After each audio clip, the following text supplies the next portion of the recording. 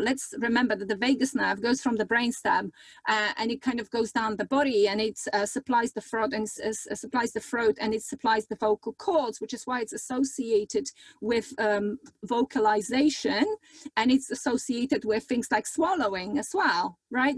So when we have those vocal cords are actually pieces of muscle, and so you can not just have that tightness in the throat, that lump in the throat, but you can even have things like your voice could alter. You could have difficulty swallowing. You know, those things could happen because, well, it's like an irritation of the nerve that then makes that muscle go spasm. Essentially, when you get a spasm in your leg, like maybe say in your thigh, it's the muscle that is stimulated by the nerve. So the muscle is doing the spasm, but essentially it's a nerve connection. That is why the spasm is happening in the first place. And so this, it can be like a complete shutdown, or it can be weak. So there's varied degrees of it as well.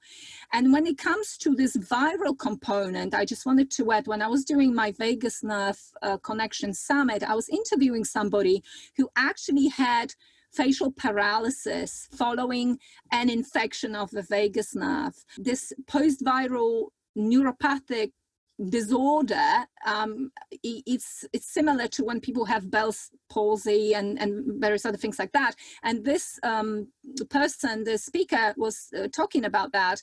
And she even showed the picture, and it was a complete facial paralysis from following the infection of the vagus nerve.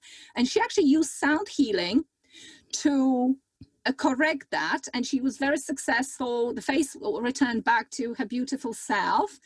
But I tell you something, it was a little bit too much to treat with sound. So initially she treated with, she said, silence, and then she was able to progress to sound. And I remember when you were telling me the story, you also said that certain vagus nerve exercises were just too much, like gargling. And, you know, because that creates just too much vibration here. And essentially it's the vibration that stimulates the nerve.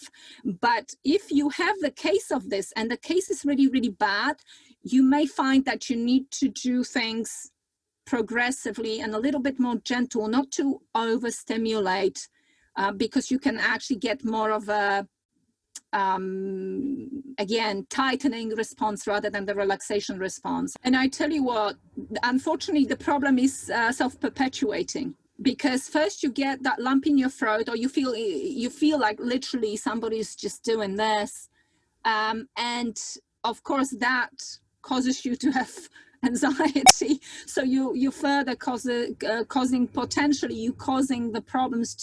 problem to deteriorate, and it's just knowing that it's okay, nothing horrendous is actually happening. I mean, there could be other causes. Yes, there could be things like tumors, there could be thyroid issues. Okay, so if you think that may be you, then I suppose it would be prudent to check that it's not and do a differential and rule those things out. Okay, because you never know. So I'm not going to say that can never happen, right? But once you know that it's all clear and it's fine, then you should just relax with it, because basically the more relaxed you're going to be about it, the quicker it will go away. And so after I had this and I realized that it was stress induced, I basically went deeper into meditation, yoga, deep breathing, and all of those gentle strategies that then caused it to release. I think I probably had it for a week, couple of weeks, and that's it. And then it went away.